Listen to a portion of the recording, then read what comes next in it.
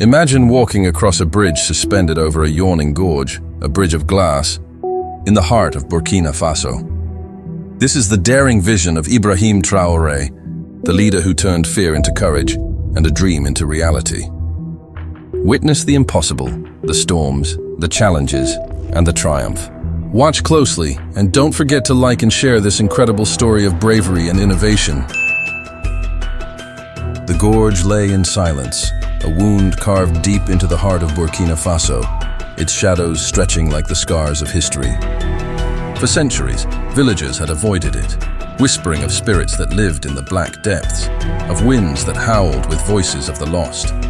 It was a place feared, untouched, regarded as a reminder of how fragile human ambition could be when measured against the abyss. Yet now, against all odds, a vision shimmered above that darkness. A dream made of glass, suspended on steel veins, fragile and unthinkable. The world first laughed when the plan was announced. A glass bridge in one of the poorest nations on earth. Journalists scoffed, analysts dismissed it as delusion, and rivals called it reckless. But Ibrahim Traoré did not speak of bridges in terms of wealth or spectacle. He spoke of them as symbols. If we can walk across what we once feared, he told his people, then there is nothing we cannot face. The bridge was to span the gorge known as defies, a place older than memory itself. Elders warned that even attempting to disturb it was to invite disaster. But for Traoré, who carried the weight of a nation's hunger, broken promises, and shattered pride, the gorge was more than a wound. It was a test. To build across it was to declare that Burkina Faso would no longer be defined by fear, poverty, or the low expectations of the world.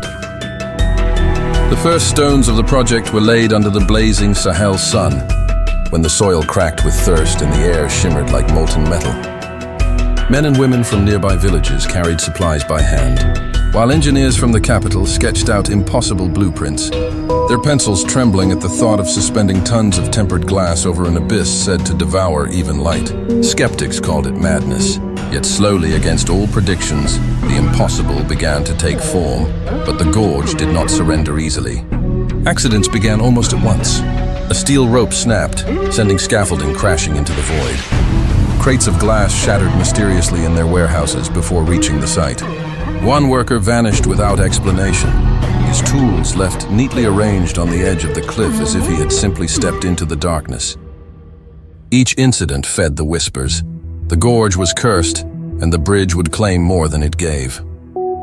Traoré, however, refused to retreat. He walked the site daily, boots coated in dust, his presence steady among the workers who feared the abyss. He would stop to listen to the hum of the steel being lifted, the creak of the temporary planks swaying over emptiness, the heartbeat of a nation daring to cross what had always been uncrossable. At night, when the desert winds grew colder, he would stand at the edge of the gorge, staring into its depths, his mind heavy with the duality of fear and resolve. To him, this was no longer about stone and glass. It was about faith. The elders spoke of the gorge as a place where ancestors had once made sacrifices, where blood had been spilled to appease unseen forces. Some believed the bridge was a provocation, that Traoré was challenging the very foundation of their traditions. They came to him, urging him to abandon the dream. This land does not forgive arrogance, one old man warned. Traoré listened, his silence heavy, before replying only, "It is not arrogance to walk where our children must one day stand." Beyond the village fears, the international stage watched with detached amusement. Foreign outlets published headlines mocking the project. Glass dreams in the dust, a bridge to nowhere in West Africa. Development experts wrote scathing analyses, claiming Burkina Faso lacked the technology, the money, and the discipline to sustain such a feat.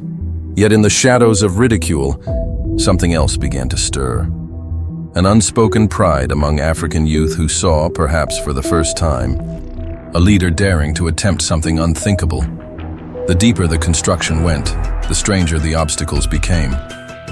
Storms rolled in from nowhere, ripping tents from their stakes and scattering tools into the gorge.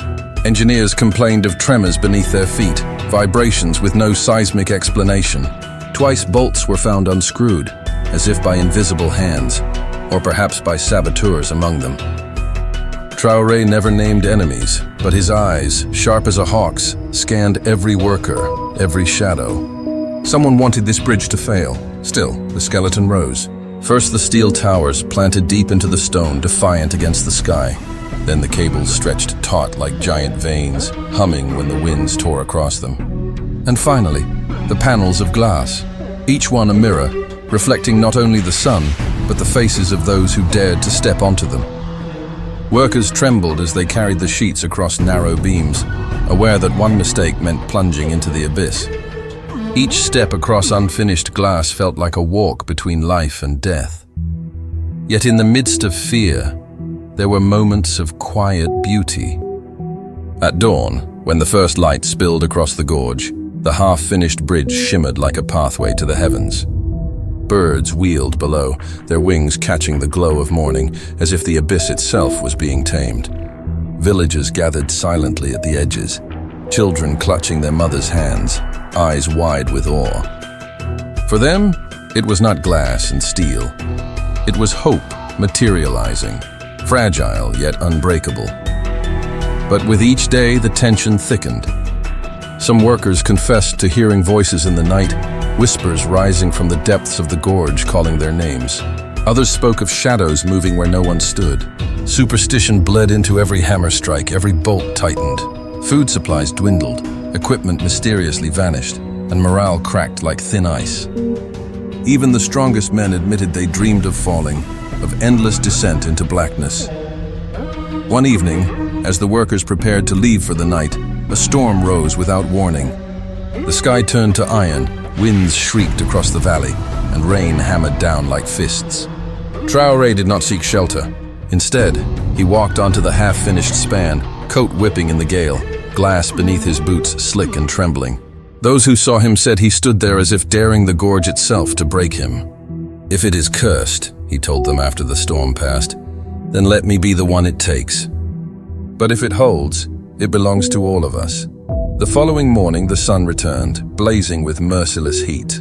The storm had not destroyed the bridge. Instead, the glass panels glistened, washed clean, brighter than before. Workers whispered that perhaps the gorge had tested him and found his spirit stronger than its curse. The project pressed on, but the mysteries did not end.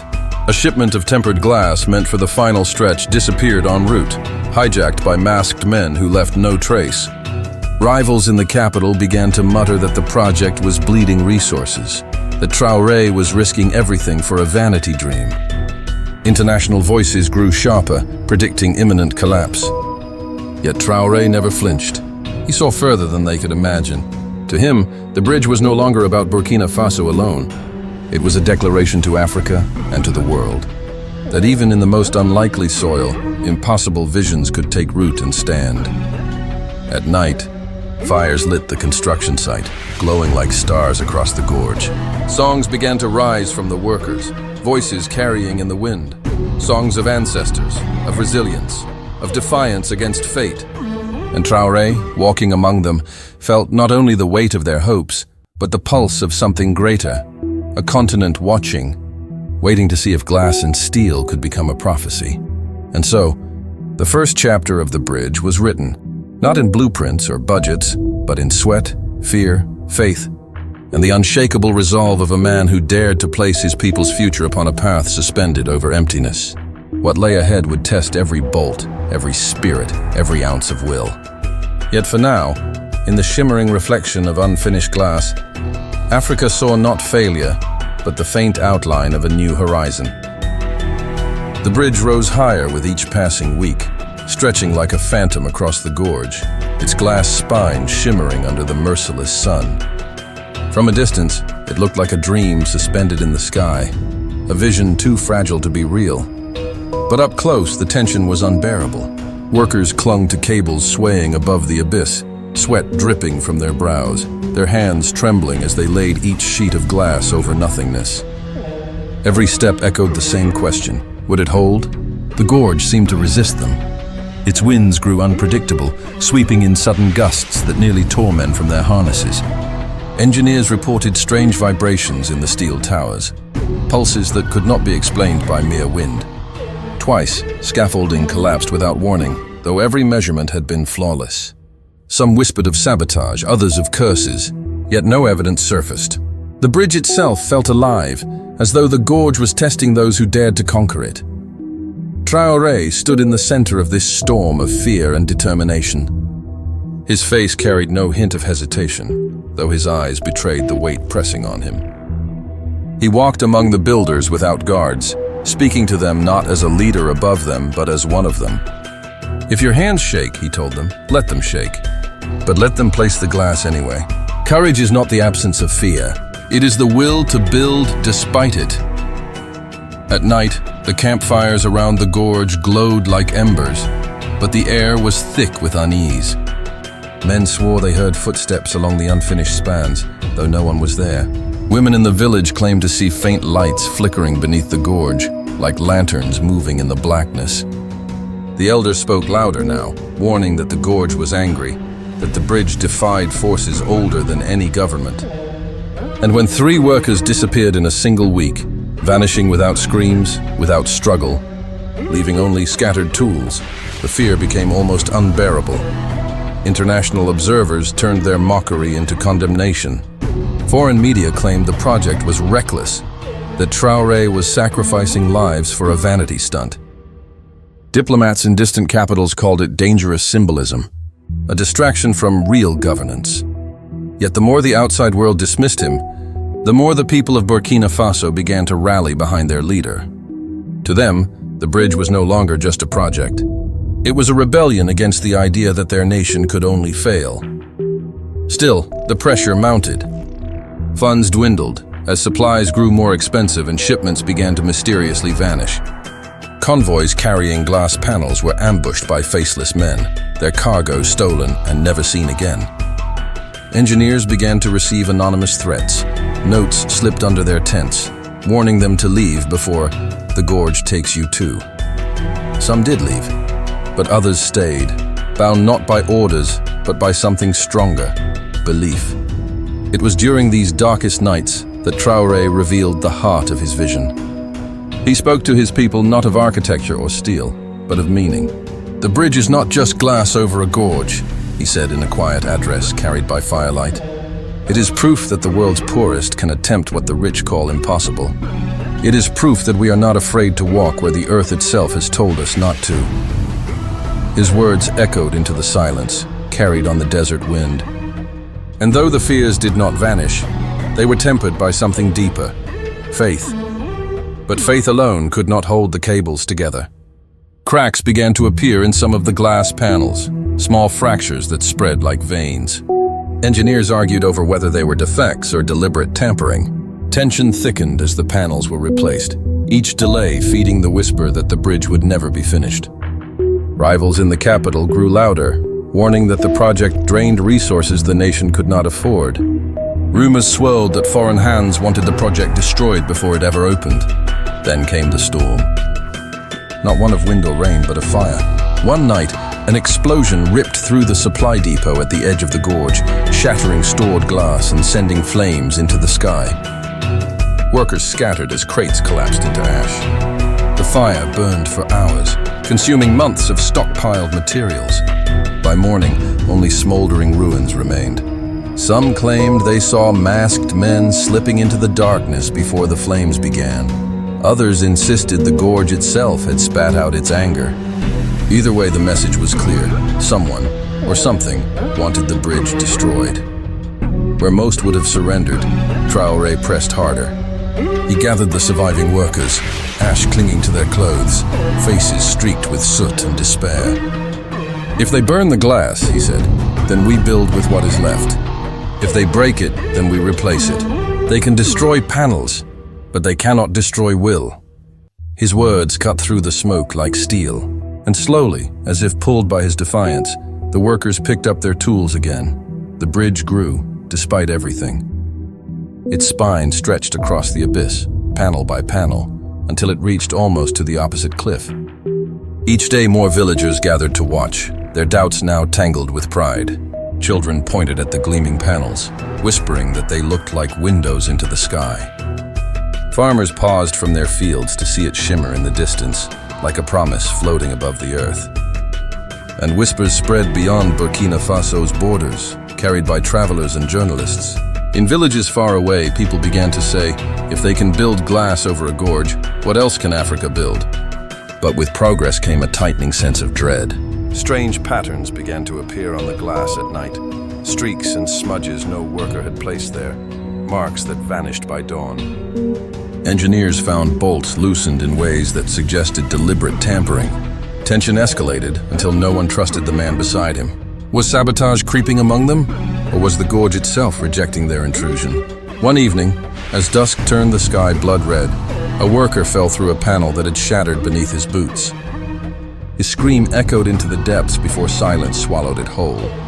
The men froze, staring at the jagged hole left behind, the abyss yawning like a hungry mouth. For hours, no one moved. And then, in the midst of their paralysis, Traoré himself stepped forward. He walked across the span, boots clanging against glass still trembling from the impact. He stood at the edge of the broken panel, looking down into the void. Then he turned and faced his men. It will hold, he said. If not for him, then for all who come after. His presence steadied them. Slowly, cautiously, they returned to their work. But now the bridge was no longer just a construction site. It was a battlefield of wills, between man and gorge, between belief and fear, between those who sought to build and those who sought to break. And as the structure crept closer to completion, the stakes rose higher. Supplies grew scarcer, enemies more brazen, the abyss darker. The glass bridge was becoming more than a symbol. It was becoming a reckoning. The gorge had grown restless. Each morning, the wind seemed sharper, the shadows deeper, as though the earth itself were holding its breath. Workers who once moved with careful determination now whispered to each other in hushed tones, glancing over shoulders at invisible threats. Some refused to climb higher, claiming the gorge called to them in dreams, pulling them toward the abyss. And yet Traoré remained, walking among the trembling men and women, with a calm that belied the chaos surrounding them. It began with small things, tools misplaced, scaffolding that seemed to sway for no reason, glass panels that appeared scratched with strange lines. Almost like messages written in invisible ink, engineers debated whether it was stress on the material or deliberate interference. Each day brought a new anomaly. The gorge, once silent, now seemed to watch. At night, shadows moved across unfinished panels as if someone, or something, was walking just beyond sight. A convoy of glass arrived one morning under a sun that hung low and heavy in the sky. Threatening a storm, trucks carrying panels were ambushed along the narrow dirt road. Men in masks appeared from nowhere, seizing cargo and disappearing before anyone could react. Workers at the site stared helplessly as the last shipments fell into the gorge, glass shattering against stone. It was a message. The bridge would not be completed without a fight. Traoré's response was unflinching. He climbed the gorge's edge, boots scuffing against rock, face set like granite. "We rebuild," he declared, voice cutting across the stunned crowd. "They can take panels. They cannot take resolve." He organized new supply lines, worked tirelessly to replace the stolen glass, and personally oversaw every safety check. His presence became a lifeline for the fearful and a shield for the determined. Storms came and went with alarming regularity, as if the gorge itself sought to swallow the bridge before it could prove its existence. Torrential rain and gusts of wind tore at scaffolding, bending steel and rattling cables. Lightning split the sky above the abyss, illuminating the trembling panels and casting the gorge in a white-hot glare. Workers held on with every ounce of strength, guided by the unwavering figure of Traoré, who walked along the narrow spans as though leading a procession through the heavens. Then the disappearances began in earnest. 3 men vanished in the same week, leaving only scattered tools behind. Their screams had not been heard, but the absence was enough to unnerve the entire crew. Whispers of the gorge's curse spread, mingling with suspicions of sabotage. Some workers accused each other of foul play. Tempers flared, trust eroded, and the atmosphere grew thick with fear. But Traoré refused to name an enemy. Instead, he spoke of vision and endurance, reminding them that the gorge had been feared for centuries, and yet here they were, alive, daring to defy it. Night brought new terrors. Fires appeared mysteriously along the edge of the construction site, threatening stored materials. Shadows moved in ways that could not be explained by moonlight. Sometimes a faint metallic echo would reverberate across the gorge, too rhythmic to be wind, too deliberate to be accidental. Superstition, fear, and exhaustion warped reality. Some began to claim the bridge itself was sentient, testing them, waiting to see who could be trusted to finish the task. Traoré faced decisions no one else could understand. Each step forward required judgment in the dark, balancing human lives, material shortages, and the will of the land itself. He walked the spans at night, listening to the wind, feeling the tremors beneath his boots, attuned to the slightest movement of the glass. It was not only engineering he navigated, it was a battle of intuition and courage, a dialogue with forces unseen. In the village, anticipation mixed with fear. Children ran to the edge of the gorge to glimpse the glass panels stretching across emptiness. Mothers whispered prayers, and elders muttered warnings to spirits they could not name. The bridge had become a symbol of every emotion a nation carried: hope, dread, pride, and awe. It was no longer just a structure. It was a living emblem, testing every belief, every fear, every dream of those who touched it. Then came the night that defined the turning point. A storm unlike any before ripped through the valley. Rain fell in sheets, wind hurled debris across the scaffolding, and the gorge seemed to roar with a voice ancient and accusing. Workers clung to cables and glass, screaming over the storm, certain that this was the end. Panels shattered under the onslaught, some plunging into the abyss. Lightning struck steel towers, sending sparks into the darkness. And yet Traoré walked the bridge as though suspended by faith rather than gravity. He stopped mid-span, drenched, boots planted firmly on trembling glass. His voice raised above the fury carried across the void. "It will hold," he said, not as a promise but as a command. "We do not fear the gorge. We fear only inaction. Build, and it will rise." The words galvanized the exhausted workers. Despite wind and rain, they climbed back onto the scaffolding, hammered bolts with shaking hands, replaced shattered panels, and pressed onward. Days passed with the storm receding, but leaving behind wreckage. Each panel replaced revealed cracks, yet each replacement brought triumph. The bridge, despite sabotage, missing shipments, and natural fury, inched closer to completion. Traoré became a figure of myth among his people. Some said he could walk on wind as easily as glass, that the gorge itself yielded to his will. Others believed he had made a bargain with forces they could not see. But for all, his presence was the axis around which hope and survival turned. Mysterious lights continued to appear along the gorge at night, and more workers vanished. Theories multiplied. Some believed the spirits of the gorge demanded recognition. Others suspected foreign agents or rival factions seeking to humiliate Burkina Faso. Traoré never named an enemy.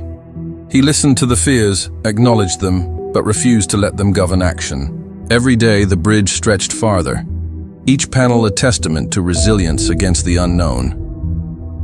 By the time the final stretch was prepared, the bridge had become something extraordinary. It was more than steel and glass. It was a dialogue between human ingenuity and the enigmatic power of nature. Observers from across the continent began to arrive, drawn by whispers of impossible construction. Journalists who had once mocked the project now spoke in awe of its daring scale. Children from neighboring villages ran to watch the cranes lift panels into place, their eyes reflecting the glimmering surface like shards of sunlight. Traoré remained relentless. He worked alongside the engineers, checking bolts, inspecting glass, encouraging those who faltered. At night, he would stare across the gorge, the abyss stretching below like a mirror to the past, imagining the first person to step onto the completed bridge. He saw more than construction. He saw a continent capable of daring the impossible, a nation capable of redefining itself. And still, shadows lingered. The gorge had not relinquished all its secrets, and the nights brought tension that no daylight could dispel. As the project neared its conclusion, the final panels were lifted into place under a sky heavy with clouds. Tension wrapped every movement. Workers whispered prayers, engineers double-checked every measurement, and Traoré walked the glass like a conductor, guiding an orchestra of danger and devotion. The gorge, the storms, the sabotage, all had tested them. Now only courage remained, only resolve, only the fragile brilliance of vision stretching above the abyss. And in that crucible, the bridge itself seemed to respond. The glass glimmered brighter, as though recognizing the effort, the faith, the unity that had brought it this far. Traoré stood at the center, boots planted firmly on the reflective surface, wind tugging at his coat, eyes fixed on the opposite cliff. Here, at the edge of the impossible, he understood that the bridge was no longer just a construction, it was a statement. Every cracked panel replaced, every storm weathered, every vanished worker remembered, had led to this moment. The world watched, and for the first time, it did not scoff. Even the harshest critics paused, sensing the gravity of what had been accomplished. Africa, for centuries defined by scarcity and struggle, had produced something breathtaking, suspended over fear and void, and a man named Ibrahim Traoré had carried the vision through every shadow.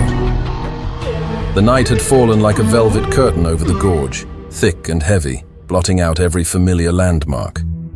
Only the faint glow of lanterns and fires clinging to the cliff edges illuminated the trembling figures of the workers and engineers who had labored for months. Rain pattered intermittently on the glass panels, producing a sound both delicate and ominous, like whispers from the abyss below. Every footstep across the unfinished span carried the weight of destiny. Each hammer struck a heartbeat in the pulse of the nation. Traoré stood at the center of the bridge, boots planted on the reflective surface, wind tugging at his coat. His eyes scanned the darkness beyond the gorge, alert to every movement, every shift of shadow. The gorge seemed alive tonight, restless and watchful, as if it had grown impatient with human defiance. There were no visible threats, yet every nerve in his body told him that danger was near. The night had become a crucible, a test not only of engineering but of human courage, resolve, and vision. Then came the tremors. At first, subtle vibrations beneath the glass, almost imperceptible like the whisper of some unseen force. Workers paused mid-step, clutching cables and railings. The glass panels creaked in response, reflecting lightning from distant storms across the sky. The tremors intensified, rolling in waves through the bridge. Some men froze, others dropped to their knees in terror. But Traoré remained standing, voice cutting across the tension. "Do not fear the glass," he shouted. "Fear is for those who wait for the impossible to happen. We are here to make it happen." The first panel cracked, a spiderweb fracture spidering outward, threatening the integrity of the bridge. Gasps rippled through the workers. Engineers ran to assess, shouting technical terms that fell like thunder over the pounding rain. Lightning split the sky, illuminating the abyss below, making the gorge appear as a yawning void, eager to reclaim what man had dared to touch. Yet even as the glass fractured, Traoré remained calm, stepping forward with deliberate precision. He guided the workers, directing reinforcements, balancing each fragile panel with a touch that was almost reverent. The storm intensified. Rain lashed sideways, wind tore at scaffolding and cables, and the gorge seemed to roar in response, a living entity threatening to undo every effort. Workers huddled, terrified of the glass beneath their feet, yet their eyes never left Traoré. In that chaos, he became their anchor, the constant amid the uncertainty. He moved across the bridge like a conductor, orchestrating survival, progress, and the culmination of a vision years in the making. Suddenly, a crate of tempered glass, hoisted precariously by a crane, slipped from its moorings. It fell toward the gorge, teetering before smashing into jagged rocks below. Workers froze, their hearts lodged in their throats. Traoré sprinted forward, leaping onto the scaffolding with a precision born of countless rehearsals in mind and memory. He grasped the crate with both hands, shifting it back onto a secure platform. Rain drenched him, wind nearly knocking him sideways, but he held on. Around him, the men and women saw not a mortal man, but a force of nature, unbroken and unbowed. As the night deepened, the full challenge revealed itself. Shadows flitted along the cliffs, unidentifiable and menacing. Voices, faint and echoing, whispered in the darkness. Some claimed to hear the cries of the vanished workers. Others felt the wind carry words meant only for Traoré. Every movement required focus beyond human limits. One misstep could send a man plummeting into the black gorge below. And yet, step by step, hammer by hammer, glass panel by glass panel, the bridge grew closer to completion. The final stretch remained, the narrowest and most precarious section. Engineers advised halting until daylight, but Traoré refused. "The bridge will not wait for the sun," he said. "Neither will we." Men murmured doubts, voices shaking as thunder rumbled across the cliffs. The gorge seemed to challenge them directly, lashing with wind that bent the steel and rattled the glass. Yet Traoré pressed on, walking across the glass, boots steady, hands steady, mind steady, offering guidance and courage to those who followed. Lightning split the sky again, revealing the full span of the gorge below. The abyss seemed to shimmer, black and endless, and yet above it, a fragile thread of human will stretched across like a promise. Workers paused, breathless, staring at the vastness they had dared to conquer. Some whispered prayers, others muttered curses, but all understood that the night had become a battle between fear and resolve. The bridge had become a test not only of material but of spirit. At one critical point, a sudden wind swept across the gorge, rattling a glass panel near the midpoint. The panel wobbled, hanging by bolts that threatened to loosen. Workers froze. Traoré leapt forward, bracing himself, placing his full weight deliberately on the trembling glass. He guided the men to secure it, shoving against the wind, hands raw, rain streaming down his face. The panel held. A cheer rose from the workers, swallowed immediately by the roar of the storm, yet carrying a note of triumph. Hours passed like eternity. The storm began to abate, though the gorge still breathed with shadow and mystery. Slowly, methodically, the final glass panels were lifted into place. The bridge now spanned the abyss completely, fragile and glimmering, suspended like a ribbon of possibility between two cliffs. Traoré walked its full length, boots striking against reflective glass, wind still tugging at his coat, but the structure held. Each step echoed through the gorge, a drumbeat of human courage resonating against the darkness. As dawn approached, the storm passed entirely, leaving the gorge shrouded in mist. The first light of morning reflected on the bridge, turning it into a prism, scattering colors across the cliffs. Villagers and workers watched from both sides, mouths open in awe. The bridge had endured fire, wind, rain, sabotage, and fear itself. And standing at the center, soaking wet, boots on solid glass, Traoré gazed outward, realizing that the impossible had been achieved. The first steps across the completed span were tentative. Workers led the way, followed by elders, children, and finally Traoré himself. The glass held firm under every footfall. Hearts pounded, eyes widened, yet a collective exhale rose as people reached the opposite cliff. It was more than a bridge, it was a statement. Each panel, each bolt, each moment of courage was proof that fear could be faced and defied. From distant valleys and towns, word spread rapidly. Journalists who had once mocked the project now captured images of the bridge, glimmering above the gorge, against the backdrop of the rising sun. Africa watched in awe. This was not simply a feat of engineering, it was a symbol, a tangible manifestation of vision, determination, and audacity. Traoré, standing at the midpoint, boots planted firmly, hands raised slightly in acknowledgement of his people, knew that they had done more than build a bridge. They had created a testament to resilience. The gorge, once feared and cursed, now seemed to lie quiet, almost reverent. The shadows that had stalked the night receded with the first light, leaving behind a bridge that glimmered like a promise. Workers embraced, tears streaking faces blackened by storms and smoke. Villages knelt, some whispering prayers of gratitude, others of disbelief. And in that moment, Traoré understood that the bridge was more than glass and steel. It was hope made tangible. A challenge answered, a fear overcome, and a new path for his people, stretching across what had once been impassable. Morning broke over the gorge, soft light spilling across the shimmering glass, scattering colors into the mist that clung stubbornly to the cliffs. The storm from the previous night had passed, leaving behind an eerie calm, as though the gorge itself were catching its breath after a long struggle.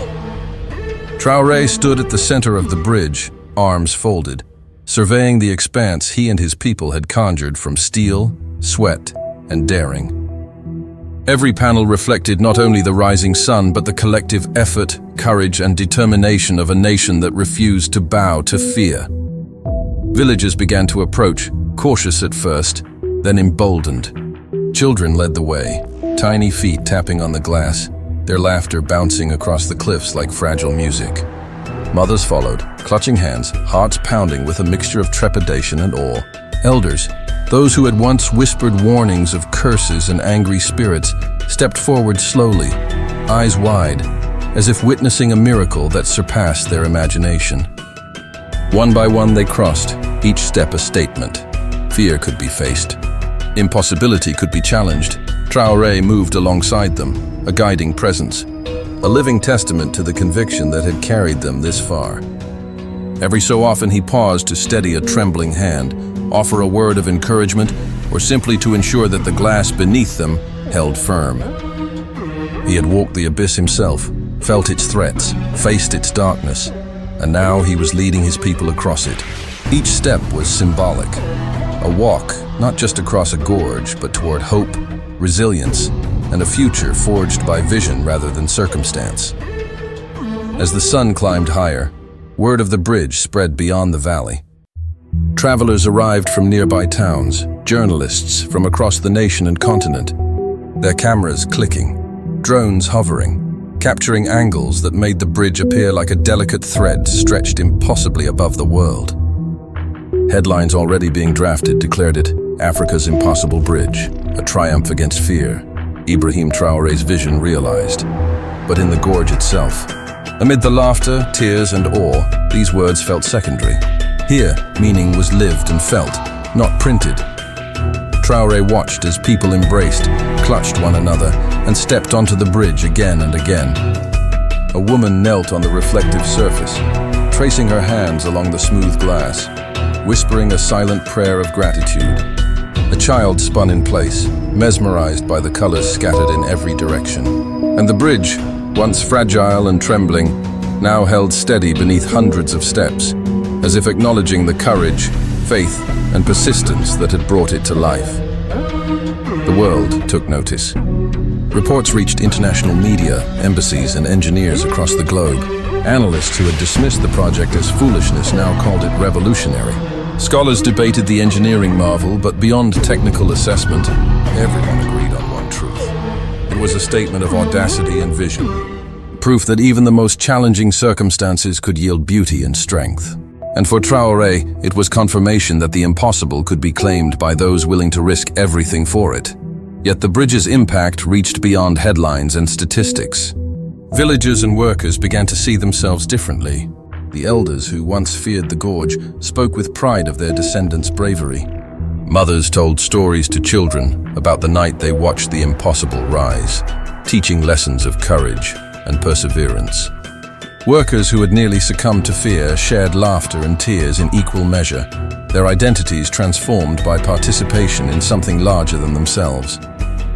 It was no longer just a bridge. It had become a mirror of the human spirit, reflecting strength, resolve, and hope. Traoré himself walked slowly across the span, observing the faces of those following behind him. He saw fear transformed into wonder, doubt replaced by pride, despair replaced by possibility. Every reflection in the glass, every glint of sunlight, every footstep carried meaning beyond the physical. He understood then that the bridge was not an end in itself, but a beginning, a pathway toward daring, innovation, and belief. The gorge, once feared as cursed and unreachable, had become a stage for triumph. News cameras captured the first organized crossing, a procession led by Traoré himself, followed by engineers, workers, elders, and children. The gorge, which had once been a symbol of division and fear, now symbolized unity and courage. Across the span, people paused to take in the view. Cliffs on either side, valleys stretching into the horizon, the glass below like a river of light. Murmurs spread through the crowd, soft at first and growing louder. "We did this. We made it. Tears streamed freely, and laughter echoed against the cliffs, carrying across the valley like the sound of liberation. The bridge became a catalyst. Visitors from neighboring countries began to arrive, inspired to attempt their own feats of innovation and courage. Scholars came to study the engineering, artists to paint its colors, poets to write of its symbolism. The project, initially dismissed as a dream too fragile to survive, now stood as proof of Africa's potential, a physical embodiment of daring, vision, and unity. Traoré, standing at the far edge of the gorge, watched as children ran across the span again and again, their tiny footsteps making the bridge sing with life. He thought of the nights of storms, the vanished workers, the whispers of curses, the stolen glass, the impossible odds stacked against them. Every challenge, every shadow, every tremor had been met with courage and faith. And now they were here, walking above the abyss, unbroken. In the weeks that followed, the bridge became a pilgrimage. People came from far and wide to cross it, to feel the thrill of daring, to honor the persistence of those who built it. Governments and media outlets praised the achievement, but for the people of Burkina Faso, the bridge had already achieved its true purpose. It was a vessel of inspiration, a testament to what could be accomplished when fear was confronted with vision, when doubt was met with resolve, and when courage led the way. Traoré himself became a symbol, not of personal glory, but of collective possibility. His role in the bridge's creation elevated him in the eyes of his people, not as a distant leader, but as a man who had walked beside them through darkness, who had dared to confront the gorge and every danger it sent, who had shown them that dreams, however fragile, could hold under pressure, and that impossible things could become reality. As sun and sky painted the gorge in hues of gold and orange, the final truth became clear. The glass bridge was more than steel and tempered panels. It was hope suspended above fear, a mirror of human resilience, a path forged through courage and belief. Across Africa, people took notice, seeing in the feat a reflection of what could be achieved when imagination met determination. Young leaders, engineers, and dreamers spoke of it as a turning point, a reminder that bold vision could reshape the world, even from the most unlikely soil.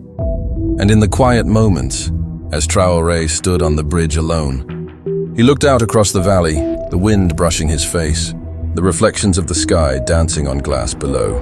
The gorge had been tamed, not through force alone, but through patience, courage, and the audacity to believe. The impossible had become real. Africa had witnessed a moment that transcended politics, wealth, and skepticism. It was a story of resilience, of daring, and of a man who had guided his people to walk where others had only feared to look. The bridge glimmered in the morning light, a fragile thread holding the weight of hope and ambition. People crossed it freely, laughter and tears mingling, voices echoing across the cliffs. And in every step, in every glance, in every heart that touched the glass, there was recognition. The abyss had not defeated them. The gorge had not claimed them. And through vision, courage, and unity, a new chapter had begun, suspended over the void, but grounded firmly in the power of human will. Traoré watched the flow of people, quiet but proud, understanding that the bridge had done more than connect cliffs. It had connected hearts, inspired generations, and proven that even in the harshest terrain, daring could triumph over fear. And as the sun rose higher, spilling light across the gorge, he asked quietly to himself, as much as to the world, was this just a bridge? Or the first step toward a continent finally daring to believe in itself?